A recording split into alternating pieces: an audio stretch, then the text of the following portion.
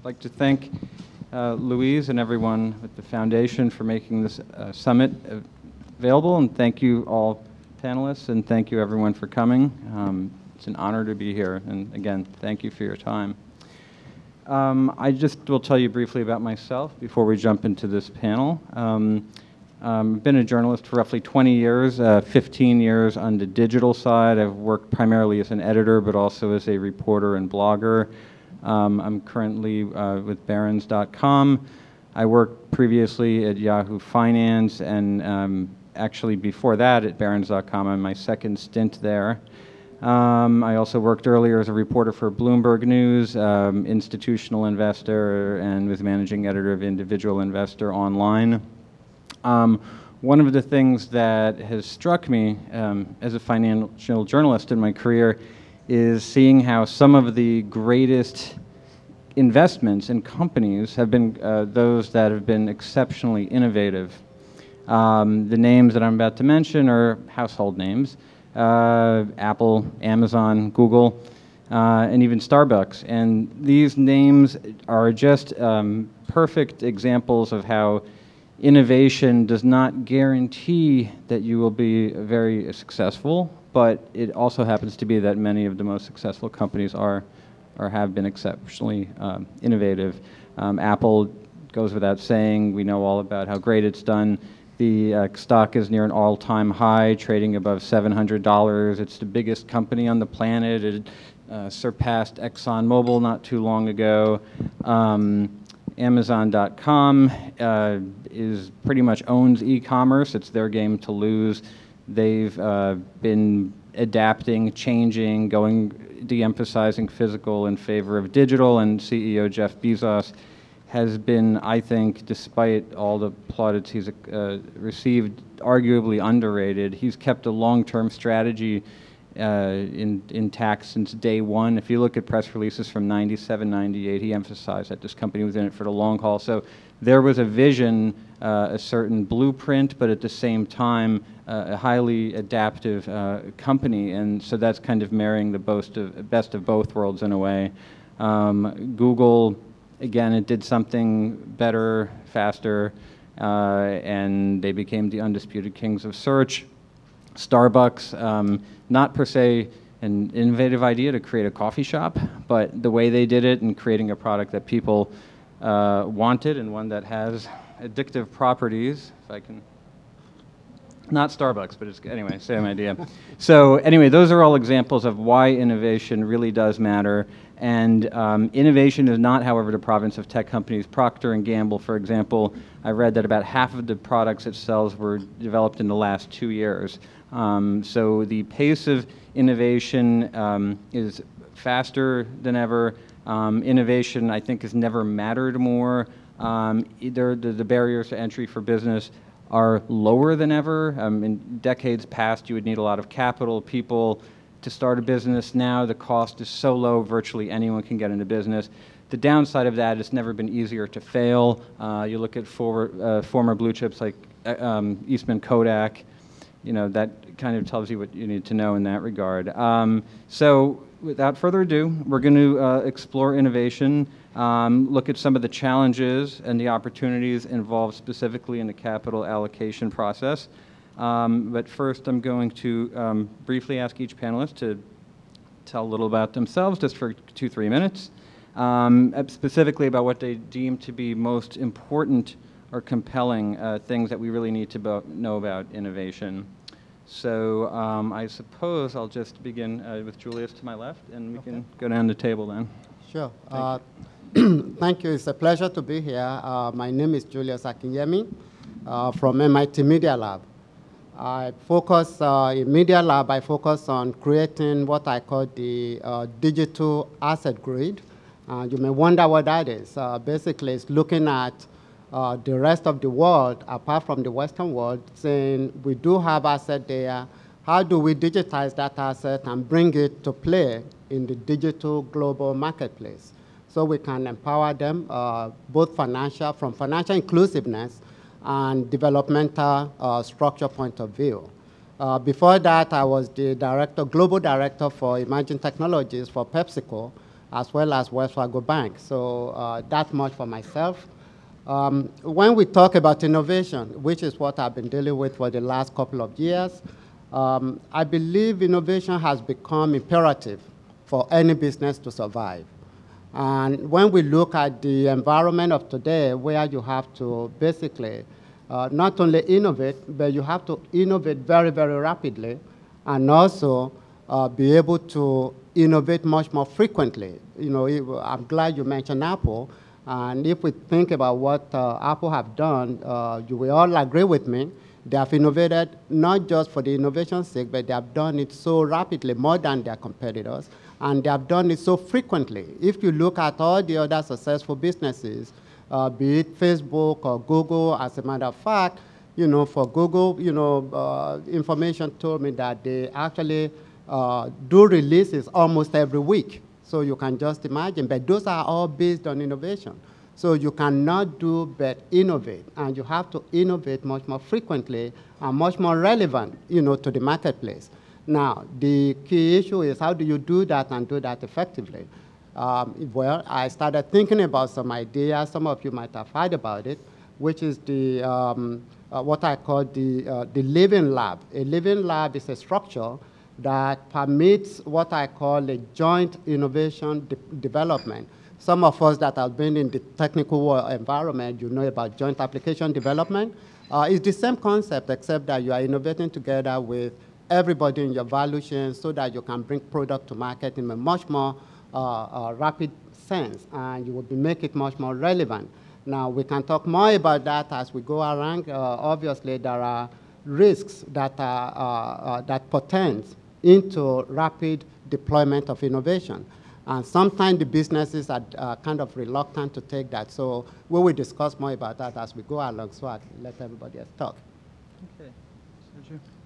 Good afternoon, everyone. My name is Seju Jung from South Korea. We are a New York City-based startup, tech startup. A bunch of Google guys and Amazon, Microsoft guys came to our company, and then we've been developing the mobile wellness technology. So easy to say, we are making the application for Android right now, and our application named Noom, which is our company name. We dominate the market. We have 50 million users, and it's been the pleasure and a lot of thrill, the experience that I've been learning from the entrepreneurship.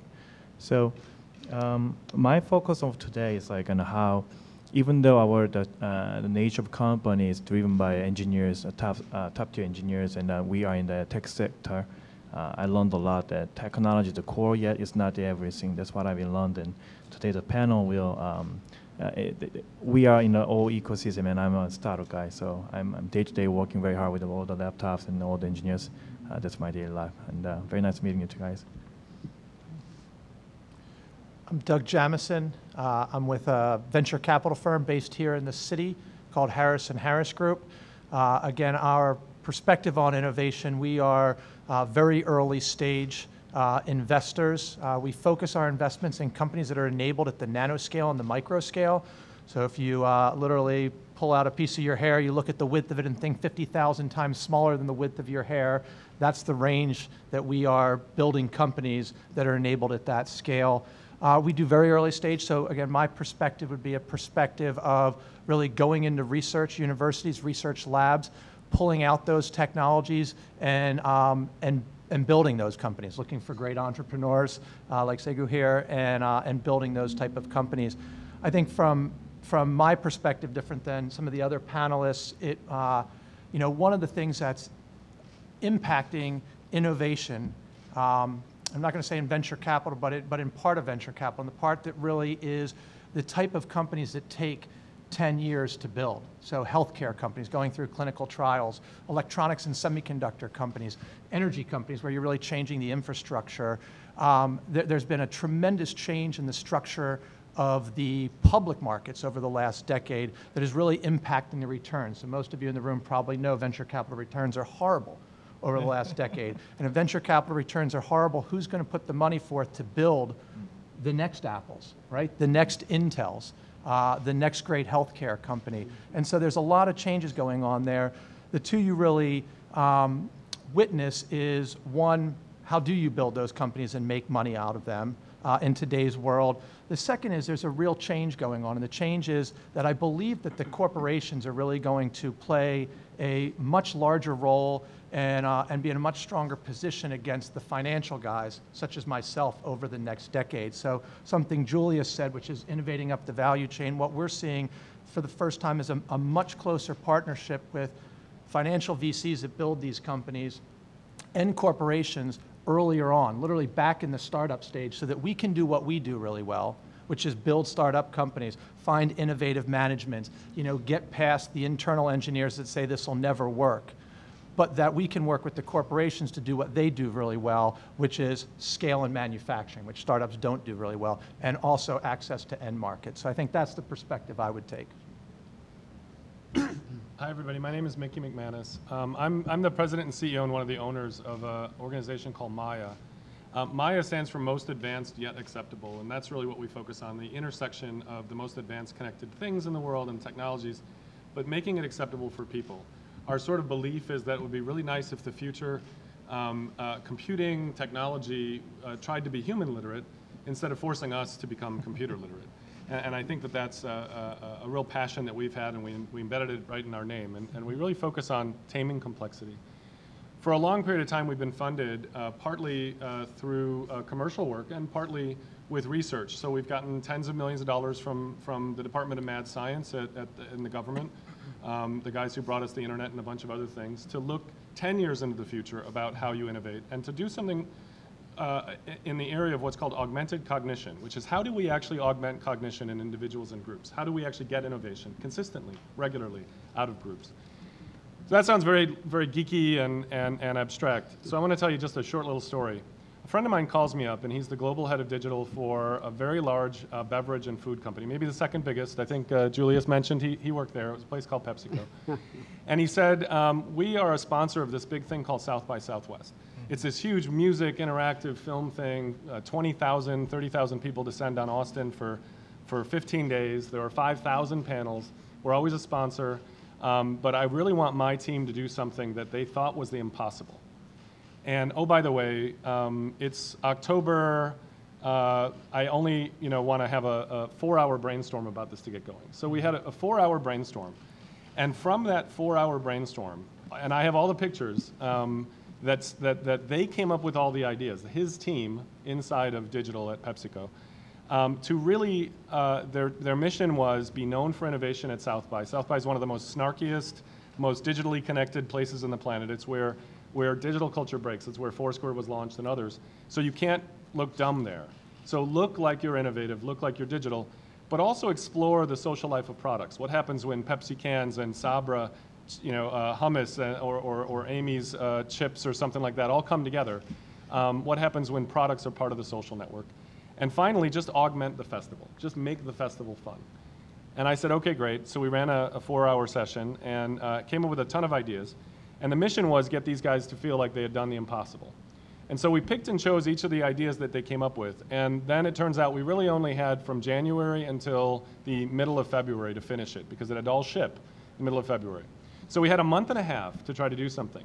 We decided to take over 80-foot by 50-foot by 3-story space inside the convention center at South by, build a massive, basically Grand Central Station, build a massive flip-dot old-fashioned display with data visualizations, generate 900 data visualizations over the course of 15 days that are second-order data visualizations of Twitter feeds combined with who cares about a panel, combined with how big a room is for the panel, combined with how much people are talking about it before or after the panel.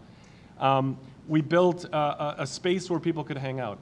The bottom line was, over the course of those 15 days, we had data visualizations. We had stuff happening here. We also had 40 feet of whiteboard space. And we did unconferences. We had the founder of Hootsuite, the founder of Reddit, the founder of MakerBot, come and just brainstorm with random people who walked up. We generated 900 different ideas, and all of those were published on Bloomberg the next morning, every morning. And so we had 809,000 media impressions for brand new ideas, grappling with what Pepsi was grappling with what the rest of the world was grappling with. And then somebody had this idea of using a little notebook and sending people out, 150, 200 people out, to go capture all those sessions, because 5,000 sessions, you pretty much can't tell what's happening. So we ended up writing code that was embedded in paper. and we had a 70-page notebook that was called The Little Book of Big Ideas. And we said online, hey, if you like to draw and you want to come to South by and draw, you'll win some things if you can get some points. Built a massive multiplayer game data collector that actually asks you how many hours you slept last night and you checked in. You could look at a map of Austin and tap on the paper and actually check in. You could draw things and it would capture 3D audio, and you could tap on the ink and listen to what people were talking about when Ray Kurzweil was explaining, new kinds of technologies. And all of this stuff, whenever you docked it or whenever you played part of the game, flowed up to data visualizations and out. So over the course of this time, these were crazy ideas. We had a month and a half to do it, and they all basically participated. The Pepsi team, our team, game designers, real architects, mathematicians, data visualization scientists, and dungeon masters, among other things, and facilitators. At the end of those 9 days, we couldn't kick people out of the space. They stayed until 9 or 10 o'clock at night. The space closed at 6. And people were there adding new ideas to these whiteboards constantly and accreting things that were then reported on Bloomberg. So we get to the end, and they have about 1 million media impressions through Bloomberg. They have about 25 to 30 million media impressions overall, and 50% of them say Pepsi's innovative. And of the other sponsors, Nike, Samsung, Chevy, they own 43% of the voice. And so they end up having this situation where they feel like they did the impossible. Now, let's roll back. My friend called me and said, I really want my team to feel like they did the impossible. I usually am a big leader, I point the way, people run, but I want them to have that experience. So now, if you go walking down the street and talk to David or Josh or Rachel or any of the people who worked on this, they did it. He didn't. He actually stepped away. He had 100 other things going on. And they ended up having this experience where they had done the impossible. They strut. They're like big and bold. And they learned a lot because it was literally a laboratory where they could try things out. And because it had a burning platform, it had to happen March 9th. You had to deliver something, and you had to pull it off, and it was a performance. They ended up building a whole bunch of relationships they never would have built before. We called a random little startup in New York City that did facial recognition to see who's looking at what data visualizations for how long, and we tracked 44,000 people, and we knew if they were men, women, short, tall, old, young, just from a webcam and a little startup. And that startup has like the best portfolio case study they could ever get. And so when I think about why is innovation important, part of it is, look how easy it was to do all that stuff. We could do it in a month and a half.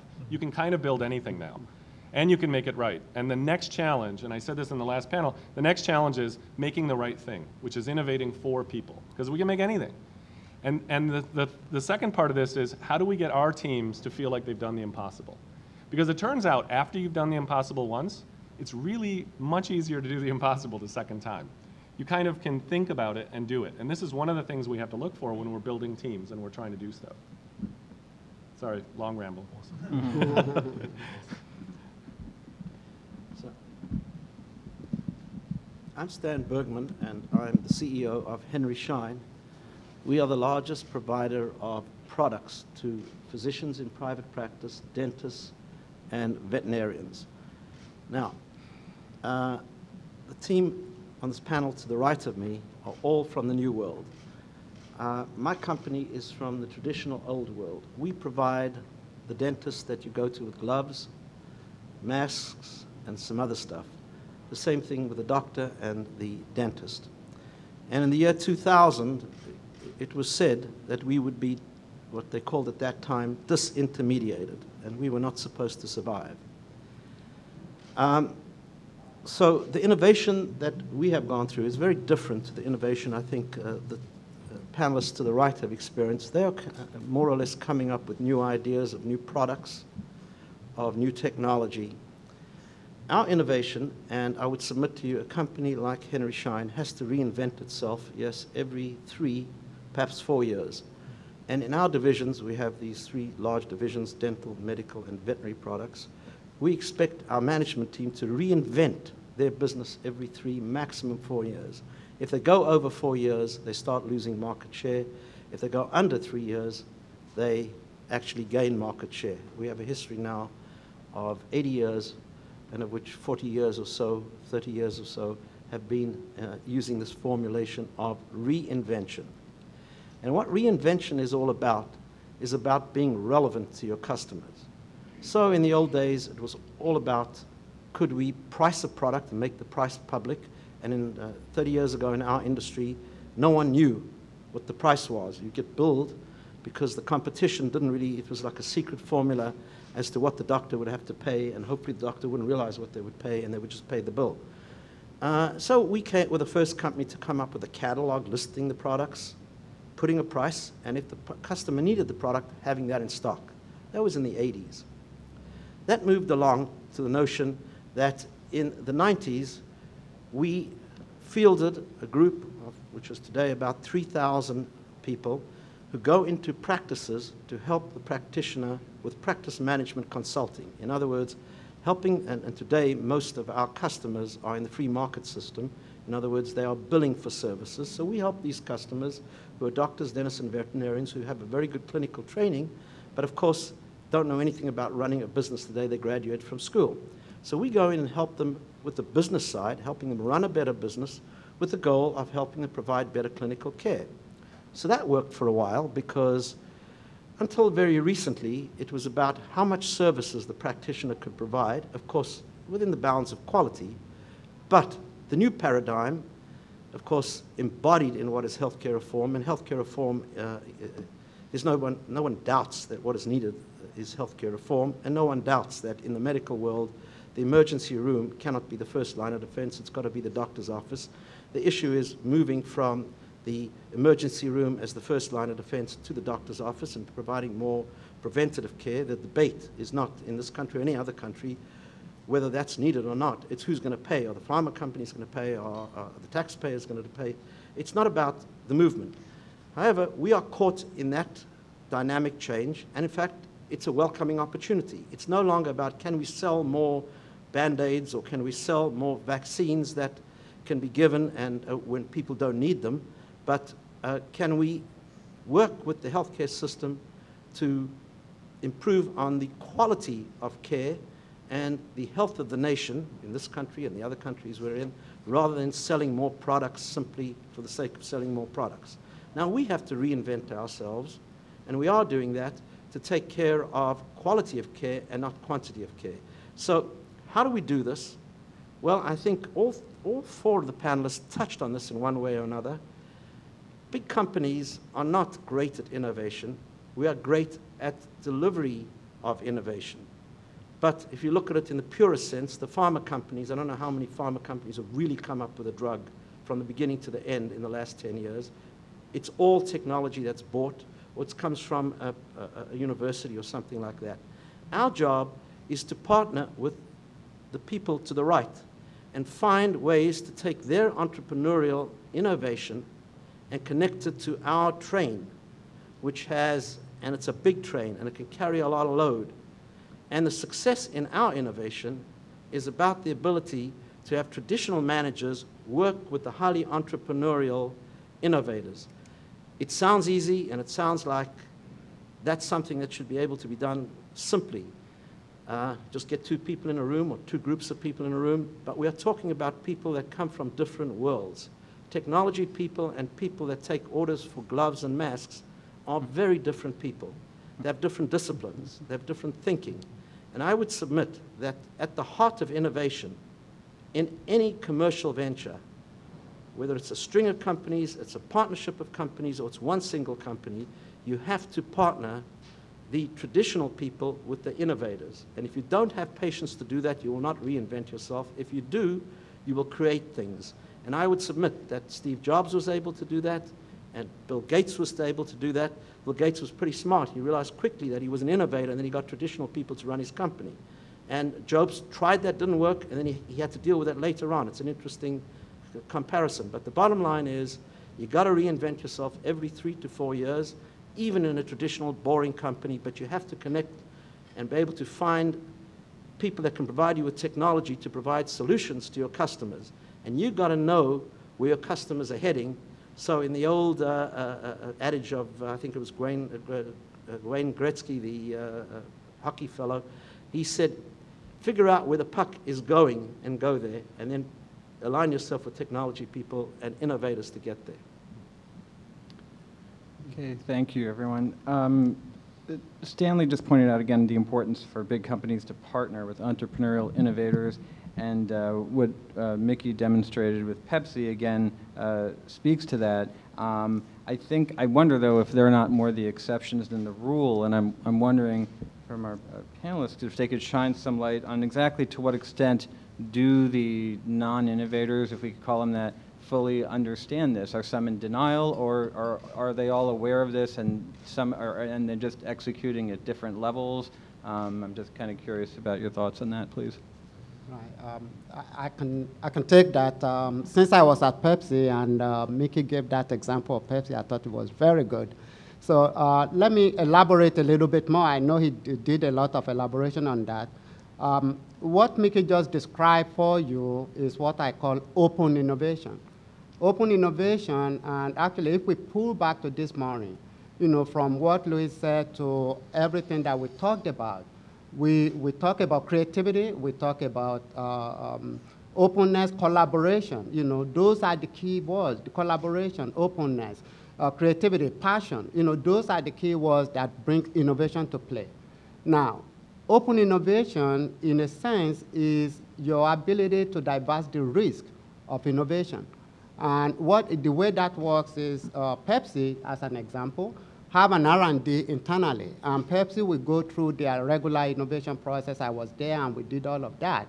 And I actually convinced the chairman that we have to go to the media lab to go and look for other ideas in order to be able to make it much more tenable and much more relevant to the customers. So when you go outside your internal walls and you go and reach out to places like Maya, MIT Media Lab, or all of the innovators around the world, we are then basically spreading out your risk, because the risk of research and development and innovation, which sometimes, by the way, happens surreptitiously.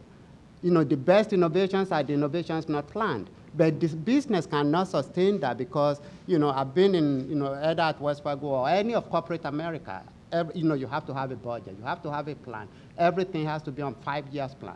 But innovation doesn't run that way. Innovation happens at the turn of the moment, where you have a couple of people just get together and they are talking about something else. All of a sudden, something happens. Famous example would be the Post-it note. Exactly, the Post-it note. Or actually, most of you may not know, we had a team at MIT Media Lab that is called Music, you know, Opera of the Future. They are creating music for the future, how robots and music and everything happens. Guess what? They invented the car seat for, you know, for babies. They were just tossing around ideas. All of a sudden, the car seat thing happened, and it became the biggest thing ever. Okay? That doesn't have anything to do with music. So to Mickey's point, yes, you know, as we go through all these things, ideas happen, and it happens surreptitiously. The business cannot, you know, at least so far, they haven't been able to turn on and say, okay, we are willing to take that risk. Because they can't take that risk, they need to reach out to people that are built to fail. And I mean, that may surprise you. You know, you go to the media lab, we tell everybody, fail. I mean, if you are going to fail, fail fast and move on. And we expect them to fail. If you don't fail, you are not trying enough. So, you know, to make his point, yes, they reached out. They were able to do all these things. And somehow, surreptitiously, they find the right answer. But if you had planned that, it wouldn't have happened. So in order to avoid the risk of businesses, you have to reach out to open innovation, and you have to be willing to take that risk, but, you know, to a reasonable level, you know, that the business can sustain. So I think, I met Julius last night, and we just happened to be talking, and I was like, oh, you were at Pepsi. He told me about this amazing thing they did with Media Lab, where it was a social vending machine that could actually tell if you were looking down or if you weren't feeling that energetic or whatever, and you could sort of friend people of Pepsi and all sorts of stuff. Well, we ended up having that at South by Southwest, and it turned out to be one of the most amazing things that people were really excited about, because it gave you this sense of what if everything was a part of the social network and it was a part of your life, but it was also responsive to you. And you know, I have no idea, you know, how that came about, but it was this thing that everyone was like, oh yeah, we've got to have this thing there, and we couched it with a whole bunch of other things. But there were 9 or 10 things that never made it to the show. There were 9 or 10 things that basically we thought were great ideas, but we also knew we had the snarkiest people on the planet, and they would tweet about it if it was horrible. And when you got to the day you opened, you said, nope, nope, nope, fail, fail, fail, nope. And a few things that we thought were going to be okay turned out to be wildly successful. I mean, a social network popped up over those little booklets, and people were coming back and asking for more and asking if they could get things, and we've got crazy amounts of data from that you couldn't get from 140 characters. And so that was one of those things we barely thought would work.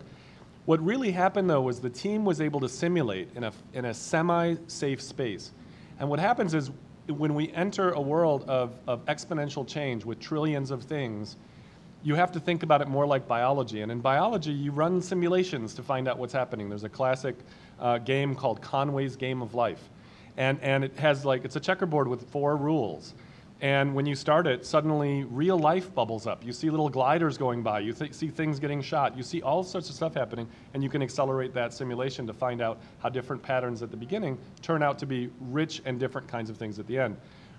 When we think about innovation and innovating with open innovation with lots of people, we have to look at ways that we can simulate our business, that we can simulate a year in a week, that we simulate a week in a day, so that we can learn in a safe space and poke and prod at this very rich, complicated thing. We can't design from the top down. It's going to be about this ecology that you're kind of poking this way and you're trying this way. And so you're simulating it and then you're stimulating it. And learning from that gives you this muscle memory as a team. And the muscle memory of the team working together lets you do more things later. So you've learned through this experimentation. Greg, I mean, you had asked the question of, do you think that's becoming the norm working with corporations? And I think, I'll give you our perspective, and I'll give you perhaps first from the hubris of classic venture capital and then how that's changing. So 15 years ago, even a decade ago, here's what we thought sitting down as venture capitalists, right? We need to build this company, right? We're not really going to let the corporates in because, they may steal it, et cetera. We don't want them. We'll build it ourselves. There was a mechanism. We could take these out. We could IPO them, right? So we could basically raise the money we needed without that. And we kept it to them. And then, maybe you sell it to them down the line. If you wanted their money, maybe you took it because they paid up for it. So classic parlance, dumb money, right? Look at what's happened. I mean, now venture capitalists are the ones in trouble, right? They can't raise funds or anything like that. They need money. But the change has been really interesting, which is now you go out much earlier to corporations. And even more than that, the money being raised into venture capital funds. So the LPs coming in are large corporations. So look at agriculture is a great space to look at, right? Agriculture is going to need tremendous innovation over the next decade, 2 decades to feed the world's growing population. There's 6 major agricultural firms in the world, right? Every single one of them understand that what it takes for innovation. They have their own groups, they have their own core groups that do what they do. So they do seed deals, right? But there's all new spheres. There's this sphere of where the soil and the roots interface that people are just understanding about. You saw it published in the data, the microbiome, the gut microbiome, but also there's a soil microbiome too. And so that's really innovative. And they go, look, we don't do this, we'll never get through. Why don't we partner with VCs? But we're going to partner very different than we did in the past. We're going to give them money because they can build those companies, but we're going to watch over it. They need the autonomy to be able to say yes or no to startups, but we want to be working right from the beginning with their researchers to build this. I think the jury will be out whether it's just another cycle of who's got the money or not, but I think you're going to see that, and it's very, very necessary in what we do. So, again, I'll give you an example. We invested back in 2004 in a quantum computing company. Right? And so basically in the academic literature, first of all, the academics called it fraud. They said you'll never put together a commercial quantum computer. You're 2 decades from that. Corporations, the large supercomputer companies didn't really want to work with them back on. That's the earliest stages of innovation, right? But they kept developing this. They kept, publishing. They worked with the research community. They said, look, we're doing quantum annealing. Here's how it works. Finally, about 1.5 years ago, 2 years ago, this starts to get published in the major academic journals, Nature and Science, basically validating their approach from some of the leading academic approaches. Last year, they sold the world's first quantum computer to a company called Lockheed Martin. Right? That quantum computer now sits at USC. People can use it. Google uses it to write algorithms because it solves complex multivariate problems that aren't solvable via standard computing. NASA is just purchasing one for work in the space program. You can pretty much guarantee a 3-letter agency of the federal government will purchase this. But the thing is, so you have this great quantum computer. What do you need? You need people to write algorithms that have never been written before for this. So you have to partner to bring these things to the market. Otherwise, you end up with this 2 refrigerator size basic, it's a refrigerator. Basically, it cools down to almost absolute zero where you can run these calculations, but what can you do with them without the algorithms? What could, computing before Bill Gates, in an operating system was much more difficult. And so that type of cohesiveness, I think you're starting to see it over the last 5 years from my venture perspective, but I think you're going to see it grow over the next 2 decades and become the norm. Can you just touch on the decision-making process involved with deciding upon which company or companies to work with? Because, so you and Mickey spoke to the importance of partnering. So that's step one. But then different, different firms will have slightly different approaches or philosophies. So at the top level, what's the decision-making involved, or and also what's the funding structure in terms of deciding how much to allocate and looking at time as well? I mean, there are a lot of variables here. I'll give you my perspective. Be interested in your perspective. I mean, we're on the early end. So yeah, I mean, they're the most important decisions you make, right? So who you're going to partner with, it can be the death knell, or it can be the real flowering of the company. And at what stage and what they're bringing to the table. So, you spend a lot of time looking at that. I mean, from a funding perspective, you build these companies incrementally, right? So you put some money in on day one, you put more money in day 2 and 3, you prove it out technically, you see how they're going to work in the corporate environment, So that's a step-by-step process. But I think the decision of who to partner with and how to partner is really a decision of whether the company that you're going to partner with has the same vision for where you're going as you do. And again, at our early stage, I mean, there's in the economic literature, you talk about risk, uncertainty, and profit, right? We don't work in risk, right? We work in uncertainty. Right? We're in a huge tail distribution. We don't work on normal or Gaussian curves. We work on very different distribution patterns. And so it's very, very uncertain. And so it's hard to say there's a right or a wrong. But you have to make sure they match up and they see the same vision that you do for the technology. And again, I think that I think probably our community's ability to be open to that and larger corporations' ability to articulate that better than they had a decade ago actually doesn't make that extremely difficult. You understand very quickly if you're on the same vision or a very different vision. Mm-hmm. Okay. Let me just go in, just briefly. From non-VC corporate point of view, people like the Pepsis, the Wells Fargos, and all the non-VC type of environment, you go out and partner with people, but you partner with people, as you said, with the same vision like you. But much more importantly, the people that are innovating on things that are much more relevant, either to your product or to your market. So based on that, then you look at, I remember I started the whole corporate venture at PepsiCo, where we allocate the fund, and of course, it's not a big fund when we started, maybe something like $40 million, and then we started, kind of looking at different environments. So, to answer your question, yeah, that is not just a one-time thing. You have a strategic goal that says, okay, now that I get into this process of innovation and risk aversion by partnering with other people, I will allocate the money, but I will be cautious the way I spend it. And that's how you create that partnership that are relevant, to your customer. Again, I still go back to my original point, which is you have to innovate very quickly and you have to innovate much more frequently. So those are kind of criteria you want to look at, and they have to be relevant to your marketplace or to your product. Mm-hmm. So you're getting the whole feedback loop mechanism is compressed. Exactly. And it's not so much a long gestation period, it's more trial and error, trial and error. Exactly. I call it the shortened cycle time. Mm-hmm. So. Okay. One thing I was curious about is, just in terms of where technology is bringing us, it's certainly becoming cheaper. It's more ubiquitous. And it's kind of increasingly always on. And if Mickey doesn't mind, I'm going to plug his book for him. He has a book coming up soon, and he speaks to some of these ideas, and I was wondering if he could take a moment or two just to expound further. All right. First of all, I've never written a book before, and I don't know how to act because they literally shipped me the very first books here. So anyway, they're sitting around. Coming out October 9th.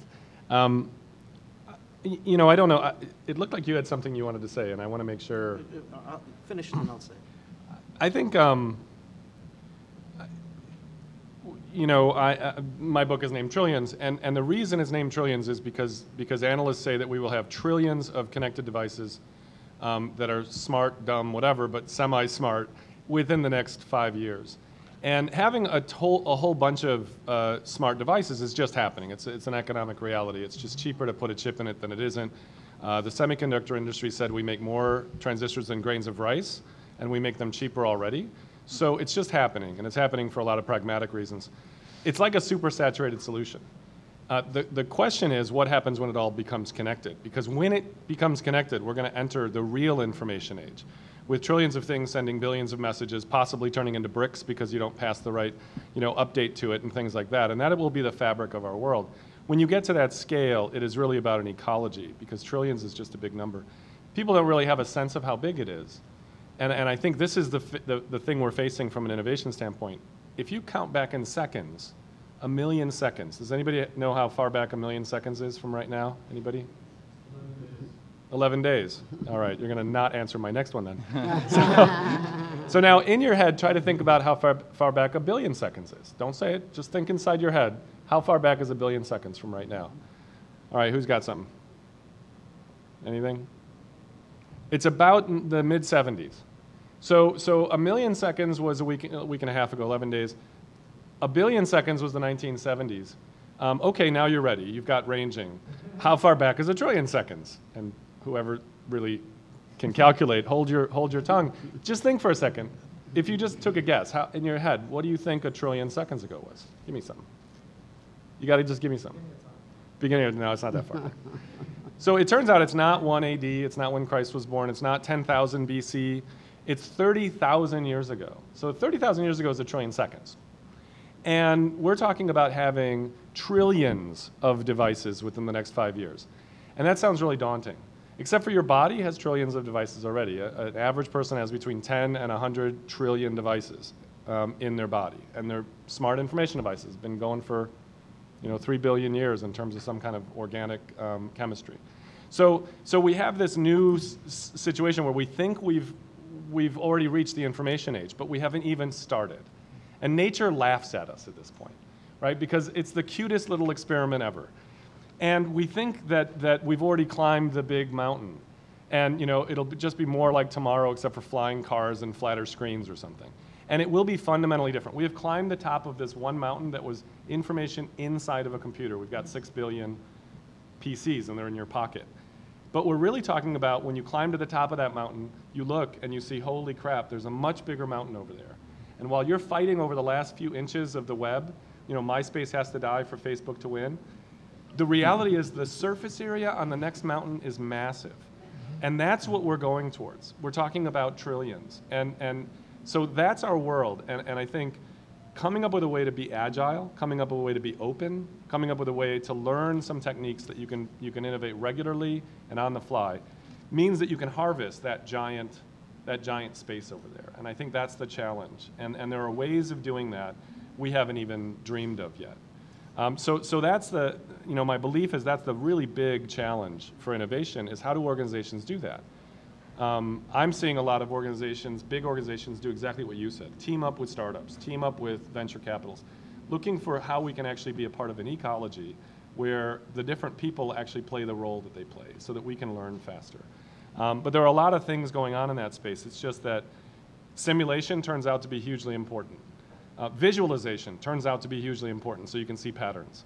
And the notion of giving it an architecture so people can generate their own stuff so you don't have to do it.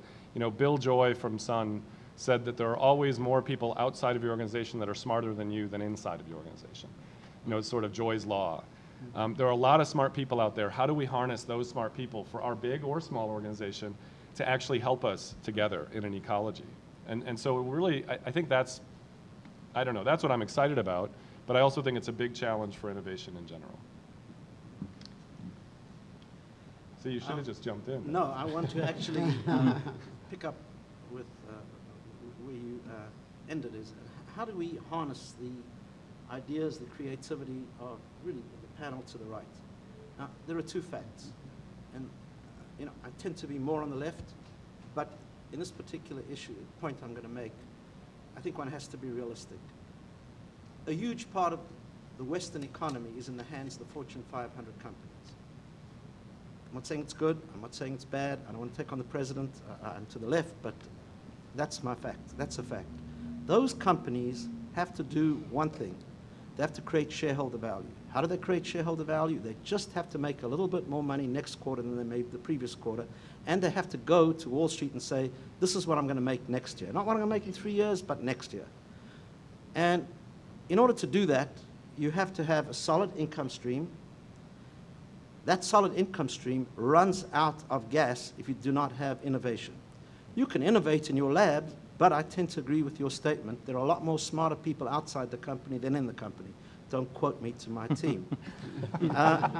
That's one fact, the fact that you have to find a way to connect to capital.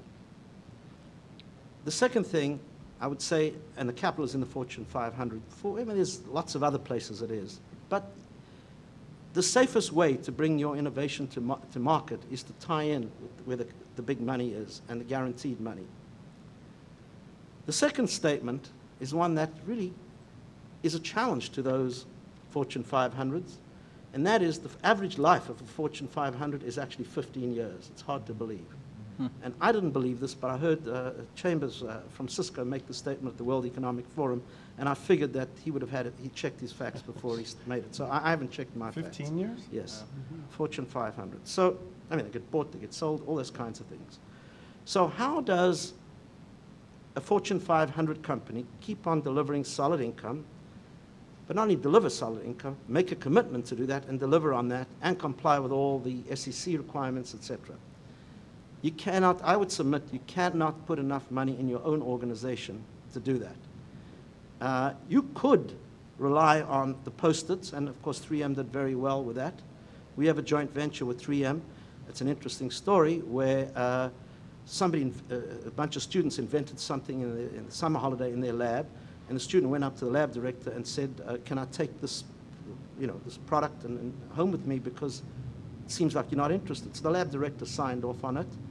The student went home, and eventually that became the basis of a venture where 3M and us had to pay a lot of money to buy into that venture. So the point here is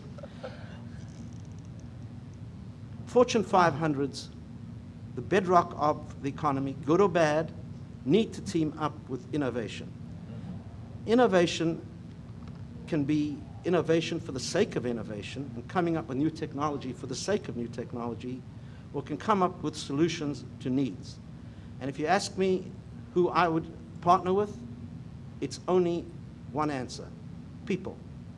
And I look for people that I think have an understanding of ideas and know how to put those ideas to work in a relevant way.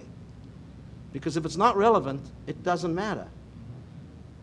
Apple put product together in a relevant way. Whether it's the best technology or not, I don't know. I'm not an expert in technology. All I know is it's easy to use and it's relevant.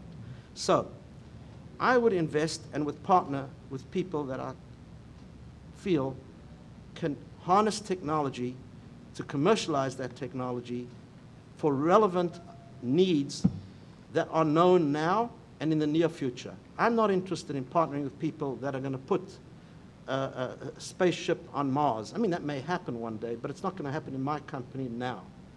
Right now, I've got to find solutions to help practitioners run a better business so that they can provide better clinical care now, in healthcare reform now.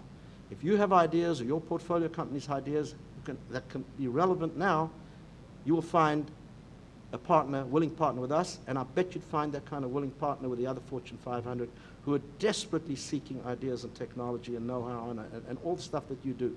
So where you're relevant, you require two things: creativity, innovation, and practicality.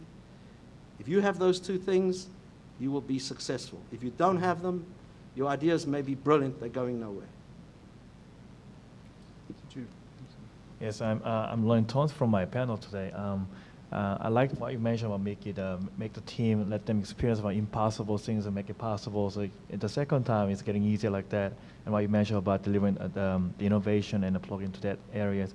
And as a young startup guy, an entrepreneur, I'm learning every daily experience. So I saw it's nice to share about our experience, how we I don't know about, what's the meaning of the innovation, right? It's to me, it's a very intangible word to me. It's very hard to get it. I don't even have a concrete philosophy about the words, but people, if I service myself, people often name our company very innovative way to approach the traditional market, which is wellness and the healthcare sector.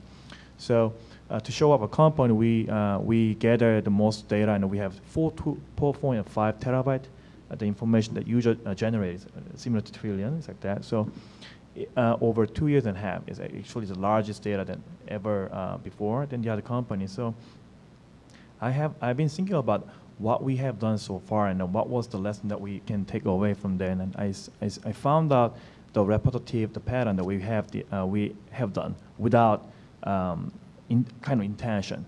I think because our founding members and our team was unrealistically ambitious about our dream, which is we can change the world using technology about this healthcare and wellness area. So we didn't think too much. We were busy to execute every day. So I think we became like a little bit normal about the failure, the fear of the failure, and then we were able to make more progress. And then again and again, for instance, if I give you more the example, every Monday we launch the product of the software, taking advantage of being software, 12 or 14 different versions of the software, which is application. Users do not know they have a different version, but it's a different set of the product, a little bit different iterated, right? 12 to 14 different versions, and then we see how they responded. And at the end of the week, we choose who is a winner and who is a failure. And at the end, ranked 12 and up to 14 will be removed. And then we add another the ideas, and we implement and launch it next Monday. Each experiment is running over 100,000 users, right? So what we have learned is it's amazing. The lesson what I learned last week, we launched a service, and the one experiment name was, tagline was taboo redesign, because every member thought it's not going to be working, so we should never try it, and that became the #1, and we launched it, a big success. So even we felt like we were very innovative, we were very nimble and smart enough, but we were wrong, and then we got shocked about it. So my takeaway is we have to continue to disrupt ourselves about the way we comfortably thinking about it, the perception, what we think, the hypothesis. I think I'm encouraging my team a lot that be comfortable about uncomfortable with what you are thinking is going to be wrong. So continuously disrupting ourselves, and then it actually gave us the most engine and muscle that we were able to sustain. And 1 million users, 5 million users, now we have 50 million users, and I expect it's going to be a lot huge numbers very soon. So yeah. I love that story just because it was about you being a scientist to some extent. Right? You came up with something and you tested it, tried it, tested it, and it's this idea of you didn't probably test it on everybody. Maybe picked a small group, 100,000. Yeah. Sounds small to you, but it's a big group, right? Yeah. And that process lets you test even things that seemed like nonsensical or bad ideas, which is amazing, right? Yeah, because then maybe that's a strategic insight that somebody else won't have, because it's not the obvious or the status quo. For sure, sir. It's exciting. One thing that I think is self-evident, most likely for all the panelists, is just that working in technology, and particularly the internet, the internet's really kind of a possibilities factory. You can work with people, and good ideas are all over the place, and that's great.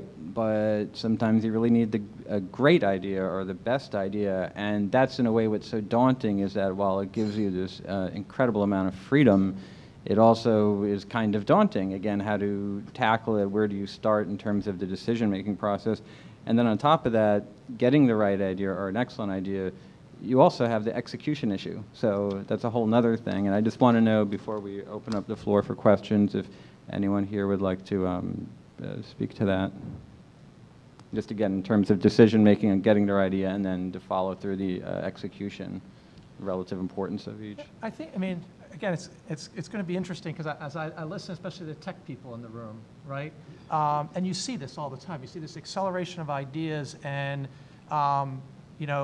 you think, our whole goal, I mean, I spend my whole life trying to figure out what is relevant over 3 to 5 years. And the hard part is, corporations won't actually tell me what's really, really relevant to They them. don't know. They hold that really closely sometimes. And so you have to build that relationship to get in there and figure that out. But in my world, it doesn't accelerate that quickly because the FDA will not allow you to try every little variation of your drug on human beings, right? I mean, it's such a long process of development and slow. So again, my perspective is probably very different than in tech. And in tech, sometimes I think like a mathematician, which is, look, if I was a venture capitalist, I would basically, they call it spray and pray.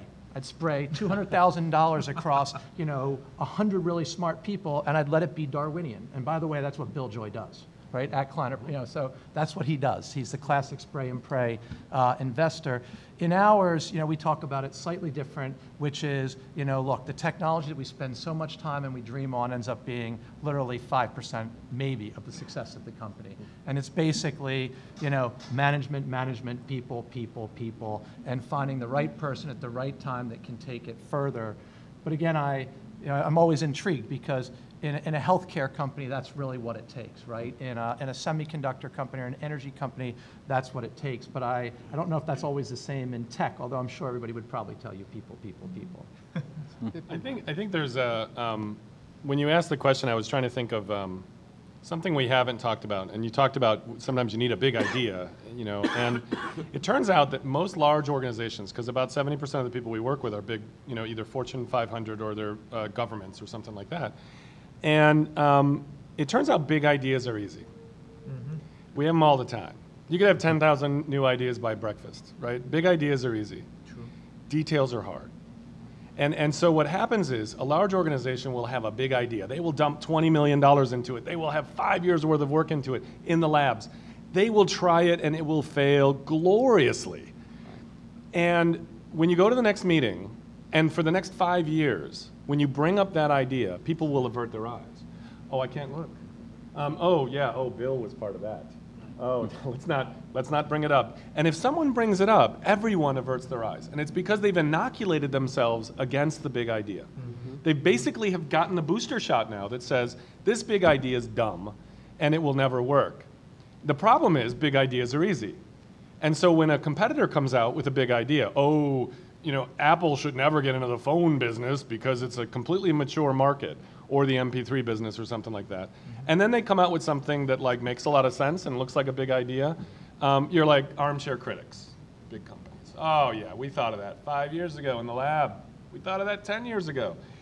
But you don't make any money because you just thought of it. And thinking of big ideas is easy. And so part of one of the processes we do is called roadkill. And we ask people to really look through the roadkill they've left for dead. And which are the ones they should leave for dead because they were just dumb. And which are them, because there are plenty of dumb ideas and dumb people. And let's not fool ourselves about that. We need the best and brightest. The good news is if you are living today, you're probably one of the most badass predators on the planet, or else you wouldn't be alive today, over a lot of evolution. So you're probably pretty smart. So what we do is ask them to resuscitate some roadkill. Now let's try some different details. Let's go in and learn. Let's simulate. Let's go do wide area user studies. Let's find out what the detail is. Maybe your culture wasn't ready. Maybe the business model wasn't ready. Maybe the customer didn't have embedded Wi-Fi and everything. Maybe there was no such thing as a smartphone when you did it. So learning how to humbly resuscitate some of those and do the hard work, which is the details. That turns out to be one of the things that I think is one of the biggest failures of large organizations, and yet one of the biggest opportunities, because, as you were saying, if you can hook yourself to that wagon, you can, move your body a little bit and change the world because you're a Fortune 500, you have muscle. And so the opportunity here is to help those big muscle movements happen, and realizing this dichotomy, this challenge, and how do we inoculate ourselves the other way maybe. So that we focus on details. I would say that it's very difficult to implement a big idea in a big company. You don't have enough time and ability to internally negotiate to make that happen. So it has to be incremental, and you're going to take 10 steps forward and 2 back. The more steps you can take forward and the less back, the more successful you'll be. But I would submit that, yes, in Apple, you had the personality of Jobs and he was able to do it. But I think that's very, very rare. And to bet a big company on waiting for the big idea, I think is risky. Success is dependent on an amalgam of collaborations and whether a big company has the patience to sit with private equity or with venture people and work through their ideas and find a way to implement them. I think that's where the success is, not trying to look for the, sit with 20 idea people and say, that's the one I want to pick and let's see if we can get it done. Because in big companies, unfortunately, there's the syndrome of NIH, not invented here, and it'll kill any big idea. Well, I have to agree with you. I mean, I don't want to leave anyone with the impression that I'm saying that you should focus all your time on big ideas. I think Julius's approach, which is open innovation, Right. and sometimes it's the littlest of things, Yes. but it's actually sweating the details on the littlest Right. of things that undoubtedly explodes into the big idea. But when you get into it with other people where there's shared risk, they think it's a good idea. You in some ways force yourselves to keep moving forward if the collaboration works well. Yeah, I agree with that absolutely. I don't think big ideas are impossible, but they are challenging. And by being challenging, there could be a great opportunity sometimes. And the way we go around that is, again, there's the open innovation side that we already talked about. But the whole new concept of being able to do this successfully is the concept of a living lab. A living lab is saying that most especially get all your stakeholders as well as your value chain participants. Let me give you an example. If we are developing something that has to do with, let's say, medical. So let's get, the FDA involved. Let's get all of these guys that are going to be inspection, delivery, everybody involved on the value chain for you to get that product to market. Let's get them involved in the lab. That way, by the time I'm done with that lab, maybe not 100%, at least 90% of certainty, that this is already gone through everybody I needed to go through. We are all signed off on it. We know it's going to work. If it's not going to work, by the time I get to 50% of the way, I should already dump that idea. So that's a living lab scenario. In addition to the open innovation that we talked about before. Now, I don't want anyone in this room to walk away with the concept that innovation only happens, in institutions, in big companies, and that kind of thing. I just want to make that last comment as far as I'm concerned. You have a lot of innovation going on in the small and medium-sized enterprises all across the world.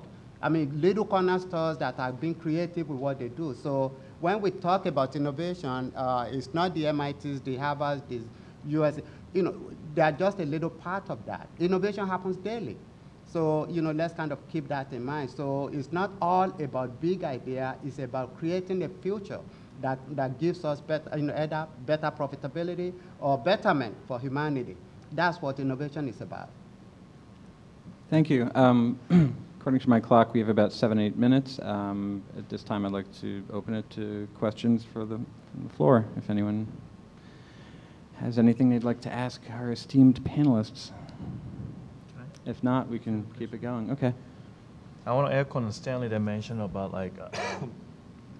keep focus on relevant the service and product, and I absolutely agree with you because I feel like the Facebook whenever I visit the Facebook, majorly the hacker culture is still alive at the large corporation, right?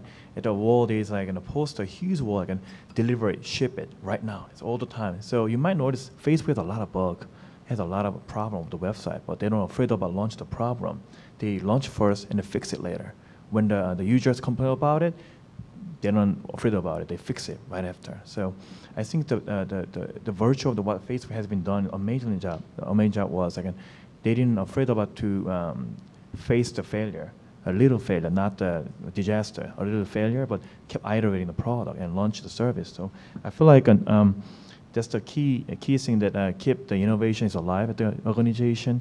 And what Stanley mentioned about relevance is getting close to the taste of the massive users, because innovation is not just without a beloved massive users is how I feel, because if a person creates some innovative product and nobody loves it, it's like an art. But if it's beloved by a lot of people, like Apple product, when MP3 was so widely overcrowded, mentioned, but Apple changed the world because it's beloved by users, and people say it's innovation. So I feel like understanding about the massive users' taste is extremely hard, and then until you ship it out, until you deliver, you don't know the taste, what they think about it. So keep delivering it, keep shipping it. I think that's the answer to get the right live feedback from the users. Thank you. Yes. I'm sorry. Yes. No, I'm just telling him that they have. Yeah. Okay. Do you microphone? Okay. Yes, hello. Kenneth Peck, Sana at MIT. Some comments or perspectives specifically on patents and IP protection and its role in, this dichotomous role in encouraging invention while also stifling innovation. I think it impacts entrepreneurs and also large companies such as Samsung and Apple recently. Yes, thank you. Okay, So we- go ahead. I mean, we built, so before I became a venture capitalist, I ran a tech transfer office, basically patenting and licensing university technology. So there's my bias right out of the bat. The bias is too, when you hear this argument, it breaks down, right? When it takes you 15 years to bring a product to market, you want the exclusivity. So in our business, with what we do, we view patents as extremely important. It's the first thing we go look for. So we go into the university, we look at the patents. As soon as we get the technology, we build picket fences around it to be able to do that, to be able to extract that value of it. And if we can't, we won't fund it, right? So it's extremely important to be able to capture it, because if we do put a new technology on the market and the next day everybody's taking it, we can't recoup 15 years of investment and sometimes hundreds of millions of dollars. But it's funny, I sit and you see the flip side of that too, which you mentioned out there as well. And so in some respects, I think it depends on what field you're in and how quickly it's moving. But to me, I don't see innovation without patents anywhere where it needs substantial time and dollars in order to recoup the investment. In other areas where it's a lot faster, right, where $500,000 investment in a year can get you to profitability and growing, I think there's an argument that you want to keep that moving. And I haven't heard a really good argument. I've heard both sides of the story, but I haven't heard anybody really come into the middle and argue what the future is. We work in molecular diagnostics a lot. So Prometheus Mayo, right? So now you have a big research institution, which, by the way, Mayo Clinic, patents and protects their work as aggressively as any organization I've ever met. Yet, when they actually have business they want to do, running the clinics through there, they then go after Prometheus, which was a very strong diagnostic player in there. And we are in that field a lot, so we watch it. I actually did the licenses to Myriad Genetics. Everybody that knows that the debates that go between Myriad Genetics and BRCA1, BRCA2. And what we're doing now, because we don't know the debate of that, we're going all to trade secret, right? So it's all to trade secret, and it'll be interesting in 5 or 10 years to see how that plays out. I think a really amazing book about this question around IP is The Future of Ideas by Lawrence Lessig. And I think if you're interested in the future of ideas, it's a pretty great primer and a way to start. So the problem is that when you don't have ideas, or when ideas are really easy, and I'm just talking off the cuff, boy, you're pissed off at all those people, those big companies that have those patents. When you do have ideas, and when you actually have just spent a lot of your blood, sweat, and tears on them, you kind of wish you could protect them for a little while. And I mentioned this in the last panel. Thomas Jefferson, the first head of the patent office, said there should be imperfect protection, not perfect, imperfect protection, and it's a negative grant, which means that it should protect you for a little bit of time, so that as an innovator you're rewarded for your efforts, so that we reward innovators. So it's not just hoping that people will innovate, but it's imperfect in that there is a fixed time period where it then should be released into the public commons, into the good of the world. Patent law has actually just radically changed in the last 6 or 8 months, the time to file and things like that. So it's interesting to see what will happen there. I think generally patent law is broken. and there are a lot of challenges. It depends on the industry. It depends on a lot of things. But the idea of some kind of imperfect protection is actually a pretty good idea, because patents are this. It's an idea made practice and put into practice. I said it was a negative grant because it basically just protects you so that you can go out and go after somebody who's doing something. It does not give you any protection that if you have this patent on this thing, that you can go to market with it. Someone else might have something that you're infringing on. And when you combine things, you could have lots of things that you're infringing on. So it puts the onus on the inventor to go after those people. So unless you're successful wildly, nobody's probably ever going to go after you either. You know, so I mean, it's kind of important to keep this in perspective. It's just a complicated world right now. Right. Let me throw in a different angle on that, because I think it's a great question that you ask, and I'm trying to kind of kind of scratch my head on how best to answer it. You know, definitely we want IP protection. But if you go back to what I said before, where you have to invent quickly and you also have to invent frequently. So do you want to spend time in fighting IP for 20 years when your competitors are already out there releasing the product? That's a big question. Or do you want to just keep on reinventing? I'm not saying we shouldn't. You know, I absolutely agree and believe in IP protection. But you get to a point where you have to tell yourself, you know, there's an optimization point that says, okay, I will not spend my whole time worrying about this. Instead, I want to capture that market that is out there. If that means I continuously reinvent myself and reinvent my IP so I can cope with the market, so be it. I'll give you an example. It's not here in the US. I'm a native Nigerian, even though I've been here for quite a while. There's Nigeria produces I believe they are the largest volume movie producer in the world. Behind Hollywood, Bollywood is Nollywood. You know, Nollywood is the Nigerian edition. And interestingly, you know, I kind of spent time with them to figure out, you know, these guys run movies, you know, $10,000. That's, you know, that would be a huge movie for them. But they know there's no IP protection. I mean, you release it today, they are absolutely sure there'll be thousands of them around African countries in another week. So what do? They don't even bother. The moment they release it, they are looking for the next thing to release, and then another one, and another one. But guess what? These guys are making tons of money. They don't have to worry about the IP. I'm not saying by any means that that's the best solution. I'm just saying when you compare that, you know, you compare the market capture or worrying about the IP. You need to protect IP, but I will pay more attention to what I do in the marketplace. Can I just add one quick line? I think patents that are legitimate are important to protect the concept of innovation. However, a lot of patents are being challenged based on lawyers' fees. Again, I'm not against lawyers. They're in Congress, and that's what they do. But the bottom line is, especially in the pharmaceutical industry, there is a need to bring generic products to market. And very often, the patents are protected based on nuanced next generation, and the patents are held up in court because the small generic companies don't have the money to fight the big guys. So I think that's in every industry. Legitimate patents where the information was not in the public domain at the time the patent was filed is a legitimate patent and is important. But where patents are filed after information is in the public domain, and then the litigation is fought afterwards to protect the patent, I think is a hindrance to the economy and to the notion of innovation. Well, thank you, Stanley. Thank you, Mickey. Thank you, Douglas. Thank you, Seju. Thank you, Julius. And thank you all for coming. We've run out of time. So thank you.